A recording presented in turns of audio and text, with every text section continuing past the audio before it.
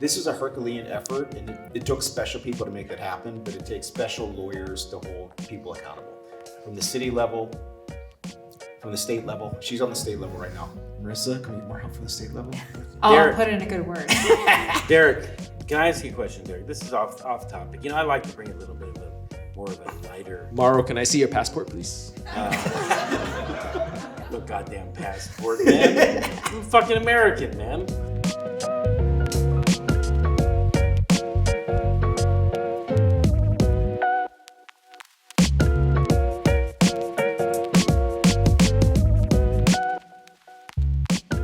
Welcome to this episode of Bourbon of Proof, where we interview those who are both successful at law and life. Today we have a roundtable live from Las Vegas at the CAALA Convention. That means, the audience. That means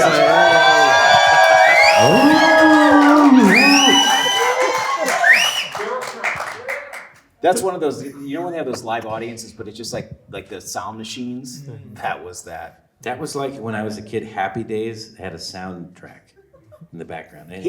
Last time I saw him, he was actually reading a book about the Fonz. Harry Winkler, he was carrying around. If you're a 70s kid like me, true. there was nobody cooler than the fucking Fonz.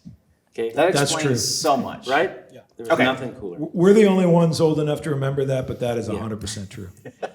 So, first of all, with the mic, we have on Clark Kent. You might recognize him from those things as Kryptonite and Superman 1, 2, and 3. Mauro, what was the theme of Superman 3 with Richard Pryor was in the movie? I like doing trivia with Mauro.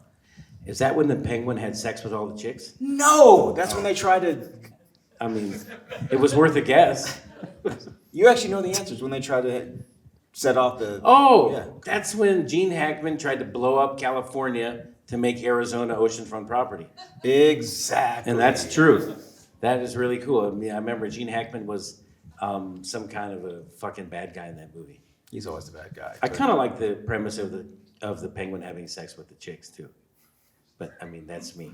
Can that's someone why switch the- seats with me? Can I switch seats? So on the show today, we have Marissa Roy, who's running for City of LA Attorney. Round of applause. Your next city attorney, Marissa Roy. Please. She likes poker, drinking whiskey, talking shit, and making sure crooks get fucking locked up. I mean, was that There right? you go. I can get behind all of that. And of course, we have Jerry Singleton. Jerry, he's like the man behind the man, but he also should be the man that's the front man. So every time I see, he's like He's the guy behind the guy. guy behind the guy. But I'm like, we talked to Jerry, and he's like, I'm with the president. Are you? I was like, can we talk? He's like, yeah, we can talk. You can. President, please hold. That's Gerald Singleton. Ladies and gentlemen, Gerald Singleton Shriver. Round of applause. And of course, the Derek Tran, now Congressman Derek Tran.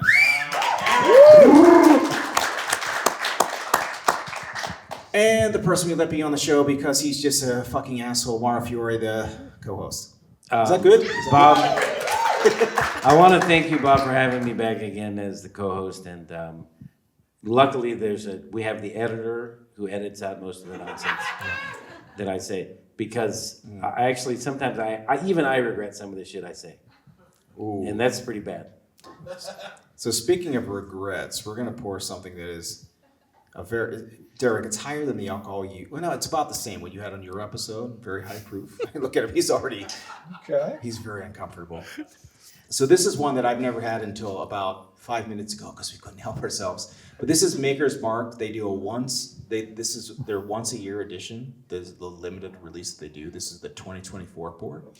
And this is their cellar aged one. So this is between a 12 and 13-year-old whiskey that they age, and they make sure that it tastes pretty fucking good. And they have this is actually trademarked, where they have the candle dipped. And I know this because they sued one of my friends who had, so if you ever seen the Justice Team whiskey, when it has the one that has like the purplish one? Yeah. They sued him, Gene Nassif and his family, because they said that's our trademark. But in their trademark, it said it's red. And he said, go fuck off. So we can use something else other than red. But that was, Maker's Mark is red. So, by the way, anybody can drink up. There's whiskey over here, back there. You can all have it. But this is the Cellar Age 2024. I've never had it until about 5 minutes ago when some unscrupulous characters from Maryland asked me to open it. And so what's the proof on this, Bob? I'll pass it down so you can see. Okay. My eyes are bad. I need my readers. You know, I'm a fucking old man. Ooh, that's a hell of a pour for the fourth show of the day. For some. I mean, Actually, this is Jerry's first. I'll be honest. I'll be honest. I'll be honest, Bob. Here, I'm fucked up. And yeah. So, I know Jerry. I mean, he's a very adequate drinker, but you're always cool and composed. Holy sheep shit. And I would love to see you without 120 proof. No, more than that. Yeah. Holy shit. All right, good. I'm a very light drinker, so I'll have about 3 sips of that. All right, well, we shall come finish. on. All right, so first of all, the street lawyer, street justice, and justice for all, right? Go Gadget Arms. Jerry, if you drink 3 sips of that, you got to take those cowboy boots off. You think so? Yeah, somebody get this guy some bunny slippers. All right. I'll go with the bunny slippers. This guy's some fucking slippers, man. You can't be wearing We're going to start with these Jerry because you know fancy what? boots. And by the way, anybody in the audience can come up and do a guest pour, ask a question. Dan Kramer, can you come and have a drink with us? Come He doesn't on, know. Dan. One drink. But I want to ask Jerry a question because you guys do some of the most prolific holding everybody accountable lawsuits that you don't give a fuck about. Like, honestly, you have law firms all over the country. Megan, can I get a cup? And I got him. if you guys don't know, Singleton Schreiber is doing some of the God's work across the country where they're filing lawsuits against shit you never even heard of just to create change and you don't care about money. And that's wild. This is the stupidest fucking business model I ever heard, but it seems to work. I wouldn't say we don't care about money. As I say, I never took a vow of poverty, but it's not the guiding force. I mean, the main thing is we look for opportunities to make a difference. We look for opportunities to make change, and if we can do well by doing good, then so much the better. I mean, if you ever Google right now, like Singleton Schreiber, they have offices in the most random parts of the fucking country you would ever imagine. But if you track it, it's because there's some really bad shit happening in those communities. And then they get an office there to make sure that they can help those people. Look, it's the most heroic shit that you can do. But how much infrastructure does it take you to do that?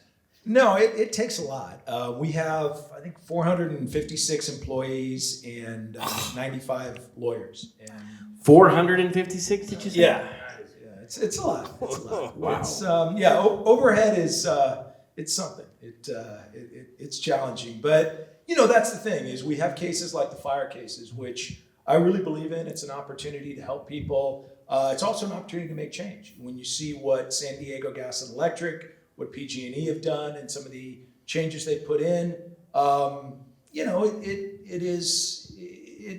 it's rewarding. But the nice thing about the fires is they're very lucrative, and it funds a lot of the stuff that we do, environmental racism. That you make cases. no money on those other ones. Well, that we haven't made money on yet. Let's just put it that way.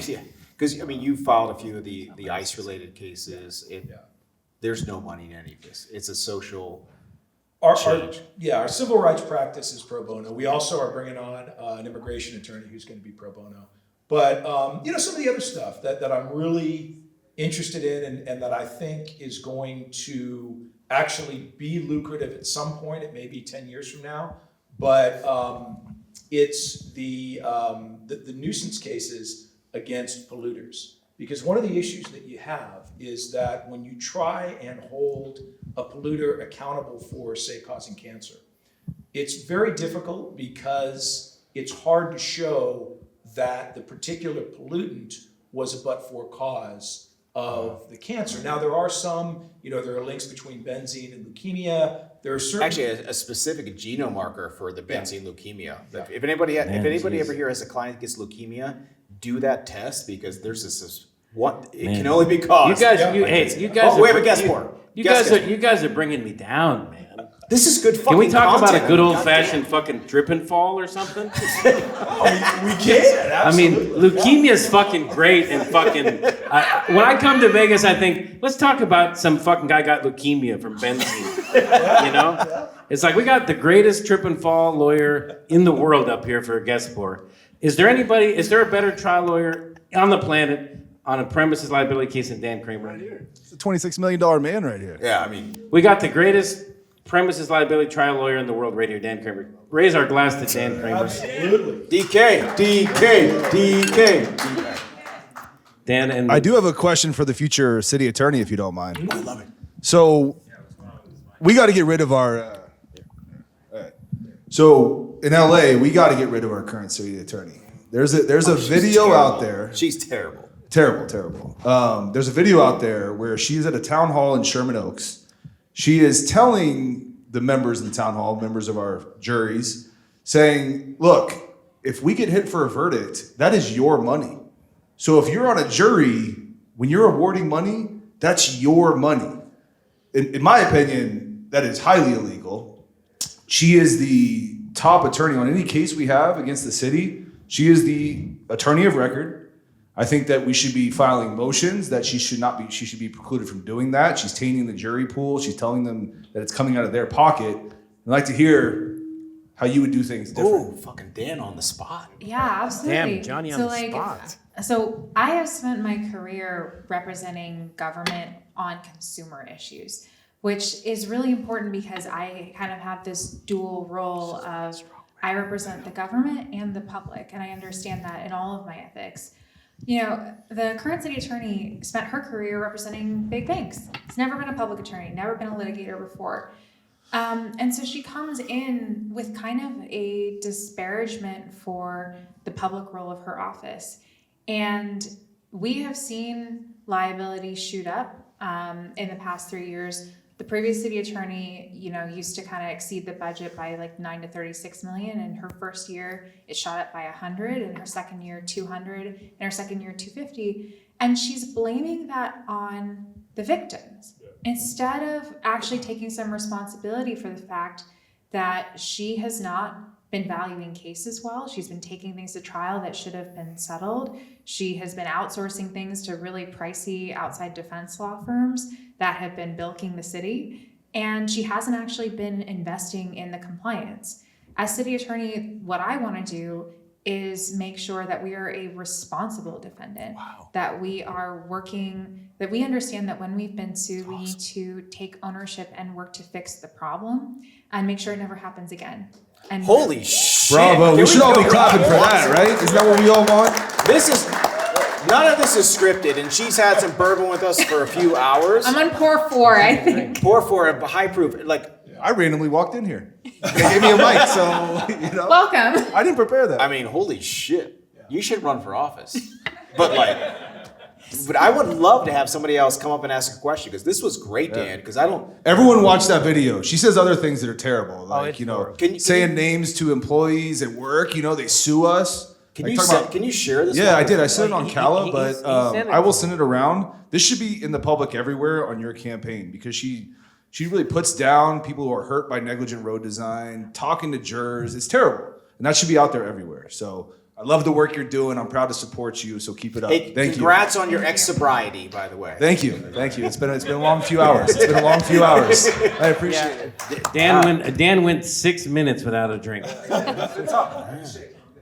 Dan, you're the man. got the Love you, man. shakes. Thanks for coming up. We'd have Gene Sullivan up here, but he's on the wagon, unfortunately.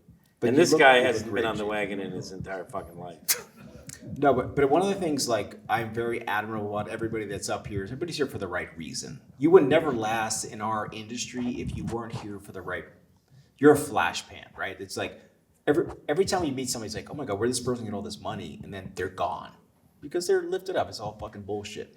Derek Tran, I'm going to ask you this question because you were like this meteoric rise as a advocate for people before you were a politician. Although I think you always kind of wanted to be. I always wanted to serve. Sir, what a fucking political answer. When did you know, honestly, dude, you were thriving private practice, you started your own firm from Carney's office, you do your own firm, you get a lot of cases, and when was it like, I'm gonna just lose some fucking money and run for office? No, it's exactly that. But I think a part of me knowing that the community that I serve has the largest Vietnamese diaspora in the world, and they've never had representation in DC. and I'm Vietnamese American. So being able to come, stop with your racist remarks, Mauro. I know it's coming. I know it's coming. I know it's coming. He tried. Yeah, he tried. I shut him down. I had a good one too. But the fact that I am able to be in this position to, you know, represent them is very motivating for me. Like, setting aside the fact that I make shit money in the government and that I have to beg Mauro every 2 months for a donation, you know, it is. I'm without funds. Yeah. No, you're not. And, you know, that is my motivation, Bob. And I think that's why I'm doing this. But can I sustain this? I don't want to be a career politician. I want to do this where I make a difference and then get the hell out and go back to practicing law. So, but we talked offset after a lot of people watched your closed interview, and they were like, "Why you're not running for a higher office?" Honestly, because you were a very charismatic, well-spoken individual for the right reason, with the pedigree. Where are your aspirations? I like to put you on the fucking spot. You know, it's so funny. So many people have asked me that question, and I've been like, I am a litigator at the end of the day. And, you know, I actually, like, on my side, I've always had kind of like, I've been a litigator at the city and then representing outside counsel for the county and now at the state. And I've had this kind of politics world that's been on my volunteer time. And last year I did a bill for the first time, and it was fucking awful.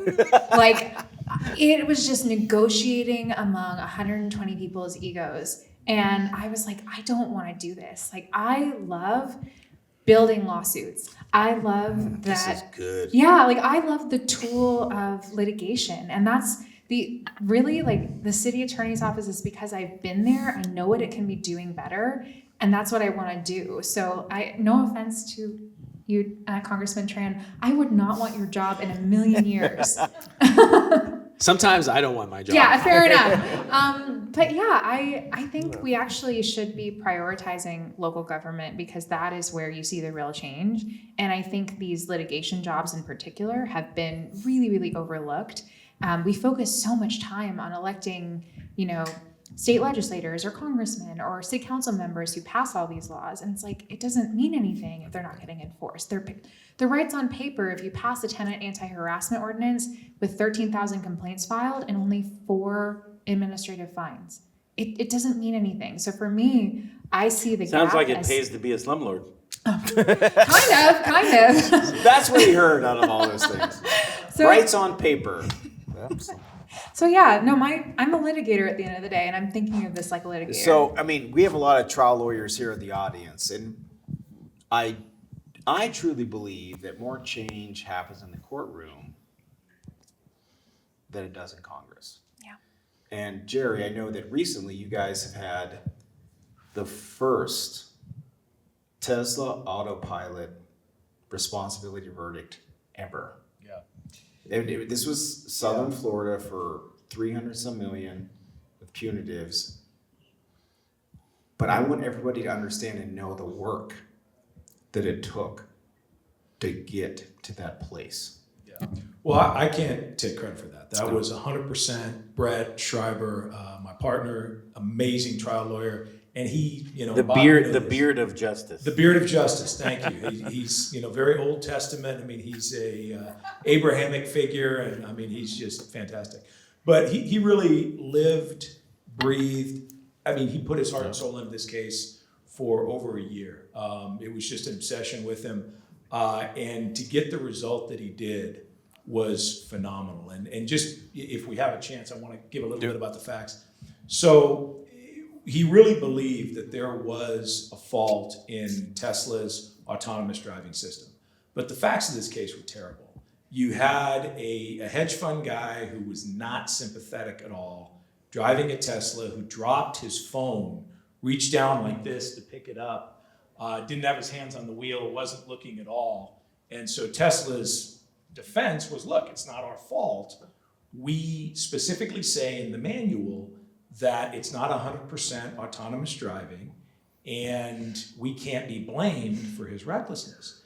And Brett's point was, well, okay, that's fine. You do say that in the manual, and we understand there's comparative negligence here, But Elon Musk spent about 10 years affirmatively lying to people that this car was self-driving.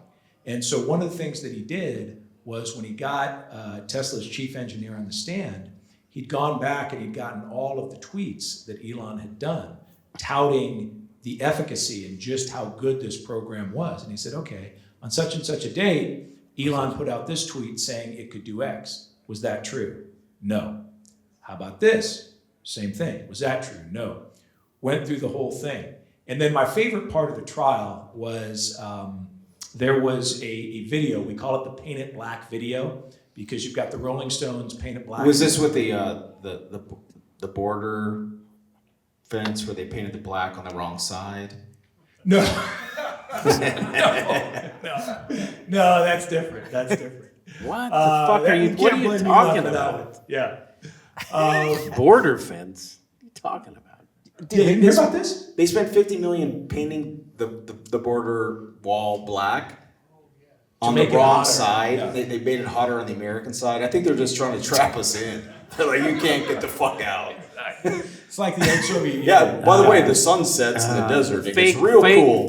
Fake fucking news, man. Exactly. It's on video. It's fake. Fake says news. You got to stop watching all right, Newsmax. So I do have to tell this though, because it's great. So the Paint It Black video, Paint It Black's playing in the background, and Elon is narrating, and this car is self-driving, completely autonomous. Nobody's even in it, and it's doing all these amazing things, and he's talking about it, and he's going, "Isn't this wonderful?" All this. So Brett has the chief engineer on, and video gets done, and he says, just one more question. Once that video shut off, what happened to that car? She said, "Oh, it crashed." So he said it was only the second time in his career he heard audible gasps from the jury. And he said, I had some more questions, but at that point I just shut it. Okay, thank well, you. listen, I'll Went and take. sat down. Let me give you my 2 cents. I know you want to hear my take. I had a Tesla for years, okay, and I bought it used, and it had like 1,000 miles on it. Obviously, someone gave up way before I did. So I bought it like used, had 1,000 miles on it. It had this autonomous driving. Man, son of a bitch ran like 2 fucking red lights in 10 minutes. I was like, I am never putting this shit on again. I mean, I was like, I don't know about this fucking autopilot, man. It seems like they got a couple of fucking bugs to work out. So Mauro, we have another trial coming up in October. We'd like to call you as an expert, if that would be okay. Call Rowley too. Wait. Rowley said, don't Is this the ever one you had with fucking Ben put me in your Swanson? car again. Yeah. That is I know this case. This case is one of the most tragic cases, and if they do, they should be responsible and make sure the victims are compensated, because the facts of that case that I know should never see a courtroom. No, it shouldn't. So this, what Jerry just talked about, this case that happened in Florida, the lawyers of that case sent it to me on attorney share, and I know these lawyers like, can you try this case? I looked at that case and I said, this case is too big for me. Like I took a hard look, because like I try a lot of big fucking cases, product cases, a long time, and I said, this is Brett Schreiber's calling. And I texted Brett and I put him in text chain with the referring lawyer. And I said, Brett, you have to look at this one, because the facts of it were very hard, and we're on the section. I'll show. I would love to put Brett's text to this, and then during the fucking trial, and even leading up to it, and it was. This was a Herculean effort, and it took special people to make that happen. But it takes special lawyers to hold people accountable, from the city level, from the state level. She's on the state level right now. By the way, can we get more help from the state level, please? Marissa, can we get more help from the state level? Yes. I'll Derek. put in a good word. Derek, can I ask you a question, Derek? This is off topic. I like to bring a little bit of more of a lighter. Mauro, can I see your passport, please? No goddamn passport, man. I'm a fucking American, man. But Derek, for the people that weren't here earlier, when you told us about how one of the first days you're in Congress and you're there to vote, and some like senior Congress guy was like, Derek, what the fuck are you wearing? Can you tell these people what happened when you showed up in your Jordans in Congress? It's my sneakers, number one. Okay, sneakers. You said tennis shoes, you motherfucker. It's tennis shoes, Thank sneakers, same shit. And I had someone just call me out and saying, "Hey, Another congressman. a senior member saying, hey, you're a member of Congress. You should dress like you're a member of Congress. You gotta dress better." Did you tell him my friend Min Win wears Jordans? Yes. And he wasn't having It it. wasn't having it. He didn't care. Have you changed the way you dress? But then I told him Morrow was gonna max out too, and then he left me alone. Morrow's maxed out several times. We're having a max Doesn't out. Hakeem Max out. wear sneakers constantly? He does, but he wears like the The fancy ones? no, like the more like older sneakers, Yeah, the Not ones like high tops or Jordans, right? the ones that his lobby like pays the for him to PF wear. flyers that Gilbert Perez wears from my But, office. so like, where's our guest questions? Because we want to hear some. like, Bob, there's some people here in the audience. I mean, Gilbert, who is the senior trial lawyer in my office, the best. He doesn't. girl dad times 3 like me. Gilbert, He hasn't. that's what does. Girl dad. He hasn't drank in 20 years, so he's pretty useless to us. But I do have How do in you have the 3 audience. daughters and not I drink? do have in the audience. They're hiding, but I do have the COO of Fiore Legal, Sarah Tamber. Where's Sarah? Who likes to fucking drink, and Oh wait. and our pre-litigation supervisor. Oh, but I have Taylor another. Henderson in you- the audience, who also likes to drink. If you've seen these two in Austin last weekend, they tore the fucking town apart. I'm gonna tell you something about Sarah Thomas. So Sarah, we had at Mardi Gras that we do our conference. We had one that has Mardi Gras has talent. We had everybody across the legal industry come in and pre-submit videos to compete on stage. And with that year, I think we had that was I see. Ice Cube and then Flo Rida was that year.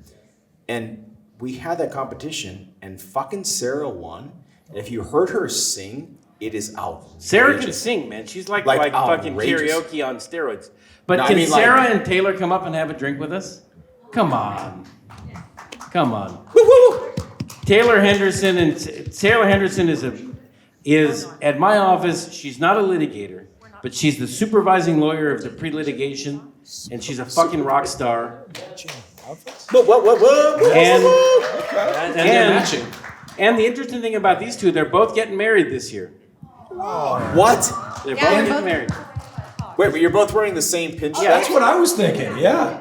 Is this was on an purpose? accident. This is not an accident, bullshit. Taylor's getting married in October, and Sarah's getting married in December. Yes. So here. Is that the uniform at the office? Wait, Yes. Mara, you have to be paying for. Oh shit, What's that? that's so high proof. We had to water it down. We took 2 sips and we're drunk. Is there any more cups, Megan? I mean, there's some cups. Come on. Taylor, are you guys- are you in Michigan and California right now? Love it. Yeah, Taylor works remote, but who She gives, told someone who she was gives a from shit? Michigan. Not that that's a bad thing, but she's a California girl. Yeah, Taylor. You could have got all the Taylor's, California cases from Michigan right now. I mean, Taylor, drink this shit. So tell us. by the about way, we're last here for week. guest pours, guest questions. I mean, there's a lot of very good alcohol over here. I mean, Mara and I have been drinking since for like 2, so All we right. need help. To the Fiore Legal girls here, who run my office and keep me honest, God bless you. God bless you. And Bob, you know who else is out there? Sarah, do you? Are you okay? I was emailing with Sarah today and yesterday about some other stuff, but can you? Sarah, how is it to work at the office with me? You know, I get this in every interview that Oh, God. I do. No, I love it. I really do. I always tell people he's the first CEO that I've ever worked for that works still. And he's Yeah, I very fucking involved work in for a living. cases. Yeah. And he has such a good spirit. He always comes in the office with donuts and racist jokes. And spirit, no pun intended. Actually, hey, if that was your book, Donuts and Racist Jokes, I would buy your book. Yes, sir. I would Bob- buy that too. Bob, you know who else in the audience? We have a new admittee young lawyer working at the office. And the kid, I think half the time is like in shock, you know. Jesus is here. Jesus, come have a drink. Jesus Hernandez, he's a young lawyer. Have a drink with us, Jesus. And I always tell him, you should be paying me, fucking kid. Because I train this guy. I see, sits with me, listens to me. You should be paying Jesus, me. Yeah. ¿cuántos años tienes? Tengo 28 años. Oh, what? All right, there we go. And where'd you go to law school? Southwestern. You Law can tell how much I vet the new employees. Jesus, I want to thank you for being a warrior for justice. Cheers. Well, I want to say thank you for teaching me how to be a good lawyer. I wish I could teach All you. right, let's ask Mauro tough questions. Jesus, first of all, drink. Sarah, will you sing for the audience at some point at the end? Can you sing like some Taylor At the end. Swift or something? Like, No, at the shake end. it off, shake it off, shake it off. I'm telling You you, know? she beat some talented musicians to win that fucking award. You know what? Bob. One of my best stories, and this is true, is that I was thrown out of a Taylor Swift concert. Okay. True story. It's like it's 13-year-old girls there, right? So like, there's no line at the fucking bar. Okay. So I'm at the SoFi with everybody's little girls with their moms. I had like 25 fucking cocktails. There's nobody in line. I was so fucked up. I didn't even know which end was up. I was dancing, singing, whatever. Next thing you know, this lady complained to security that I threatened to pee in the aisle or something. I don't know. I might have. I might have threatened to maybe pee in the aisle. I don't know. But they dragged me out of the Taylor Swift concert. And I paid like $4,000 for these fucking tickets. I didn't even get to hear Shake It Off. You know what I mean? This is bullshit. We should have a GoFundMe to hear you shake it Yeah. off. By the way, Derek, thank you for pouring an extra little pour. Oh, 100%. So,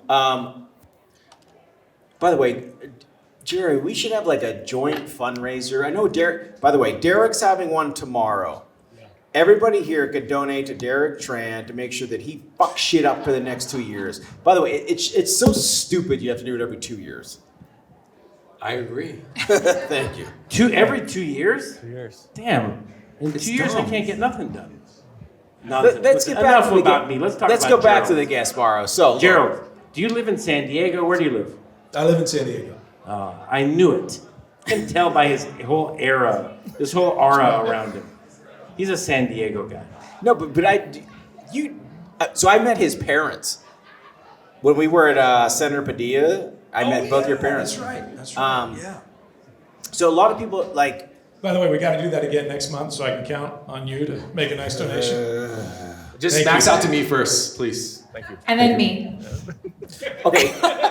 So He's co-hosting the event we're doing for you next month. So we did talk about this, and I do think we should have a whole bourbon tasting thing.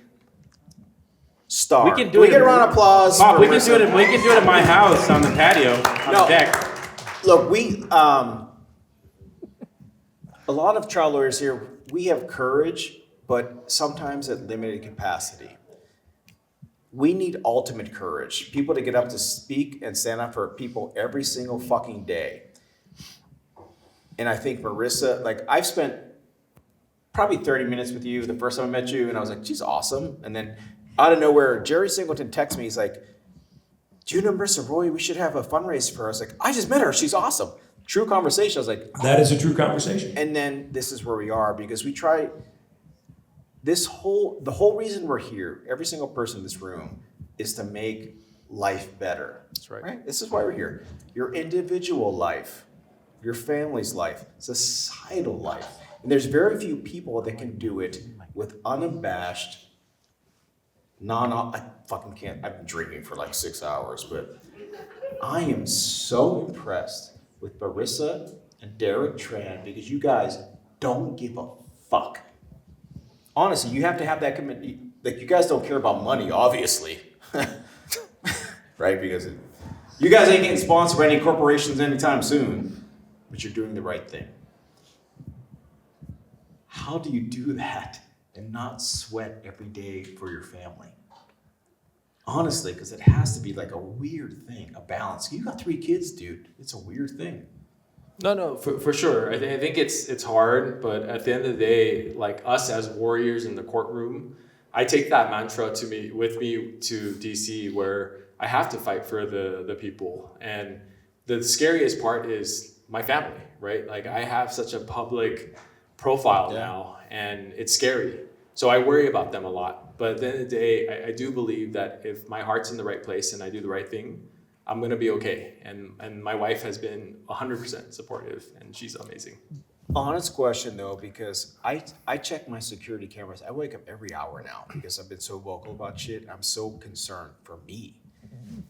How do you guys feel about this? I mean, honestly, because it's scary times. Do you ever feel like you're being followed? I am followed in DC. They have like sub rosa on me, like trackers in DC that follow me around, right? To catch me saying the wrong thing at the wrong time or whatever it is. But more than anything, I think the assassination that happened a month ago with those politicians. By the way, buried in the media. Buried. Fucking people got shot. Buried. It was on the fucking news. It's not there. I mean, what is this? Yeah, for me, What are you, fucking Dan Abrams or something? I mean, what is this shit? I don't think that was the correct Dan. Dan, whatever. Listen, I saw it on the fucking news. Derek's fine. He'll be fine. Nobody's following. I think for me, it was an interesting thing deciding to run for office because I think my mom has had the hardest reaction. She immigrated from India at age 6 and very much understands what it is like to live in a regime where government is corrupt. And so, she didn't become a citizen until I was in elementary school. And I think looking at this Trump administration and looking particularly at what I do, I have a background, the first administration, I was outside counsel for LA County suing the Trump administration. So she's always been worried about me. And I've always tried to comfort her as don't worry, Mom, they'll get Rob Bonta before me. Don't worry, I have so many layers down the totem pole. And I think running for office has made things really different because, she has been worried about if I talk about my background and talk about, I have so much pride being the daughter of an Indian immigrant. And if I talk about that, she's worried about whether the Trump administration is going to suddenly start looking for errors in naturalization. And it's real.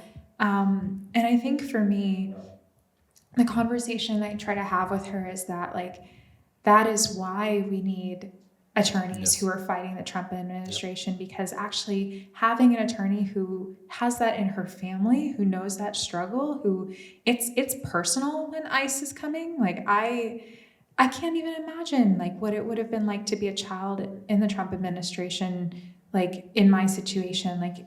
I get that in a way, and it's that's what we should be having in leadership, but it has been a really difficult conversation to have with her, and I understand her feelings 100%. So Marissa, her dad is Scottish, and her mom Indian. Well, but she doesn't like Scotch. She's a true rye bourbon drinker, and this is I've never met one of the two, let alone melded together. That I'm going to say, Marissa, you're okay. Because I've watched a little bit of Fox News here and there, and I know for sure Trump loves chicken tikka masala. So you're good. That's his favorite fucking dinner. I mean, can he even handle it? That's too much spice for Donald Trump. We know he can't. That man can handle it. He loves chicken tikka. The Indians are fine. This guy has small hands and Big Macs. I don't know. And Diet Cokes. Stupid. So we have one last mystery pour, and then we're done. Okay, now Bob, hold on. He's spilling shit. No, I didn't spill. Shut up. Now this is Chris Voss's bourbon. Chris Voss, the You negotiator. guys know who Chris Voss is? He Is he is the the hostage negotiator? FBI hostage negotiator who the guy would this is the guy they'd bring him in and be like, oh, they got 2 girls, whatever, end up in the room, and he would fucking spring them. He's the greatest FBI negotiator ever. And then he went into where he teaches people how to negotiate. I met him at the Even Up conference in Santa Barbara, where he did a whole negotiation thing with us. And Jerry Rice was there from the 49ers, and Bob threw a football and hit me in the balls, but that's a different story. He's got soft hands. Yeah, but so Chris Voss, this is called The Difference. He has a book called Never Split the Difference. If you guys have never read it, you gotta buy it. It's the greatest negotiation book you'll ever read. But so this is his bourbon, Yeah. right? So his private label, he buys one private barrel. And this Now, is Chris Voss has this thing where he says, I'm going to teach you all how to get an upgrade at a hotel every time you go. This is his negotiation tactic. I used it today and it didn't fucking work. Okay? he got downgraded. So yeah, I ended up in the fucking... He's at Treasure Island again. So I'm going to give you the Chris Voss, what he said, how to get an upgrade. So Chris Voss says, you don't ask for an upgrade. You tell whoever's working the computer when you're checking in, would you get in trouble if you upgraded my room? So instead of asking for an upgrade, you kind of like make it like, would it be so bad if you gave me an upgrade? And he says that is whatever's supposed to trigger something in their brain to like give you an upgrade. So I was like, hey, would it be so bad if you gave me an upgrade? She's like, yeah, it'd be fucking bad. I was like, Meanwhile, his photo was on the screen yeah, because it was like, I was like, would it be so bad Never, if you never, gave me the like big a fucking circle, 4-room X, suite? Yeah, X. it'd be really bad. I'd get Yeah. fired. I was like, okay, well, I got to read chapter 2, I guess. It didn't really fucking work. So let's do a anyways, pour. Ladies and gentlemen, thank you for coming to this live episode of Bourbon of Proof. We have whiskey everywhere. Mara's gonna do one like walk off pour. Holy shit, this is. Thank you. Don't mix my shit. This is like too. No. I just. I think that's fucking it. But cheers. That's it. Cheers. Cheers. Word to plastic cups.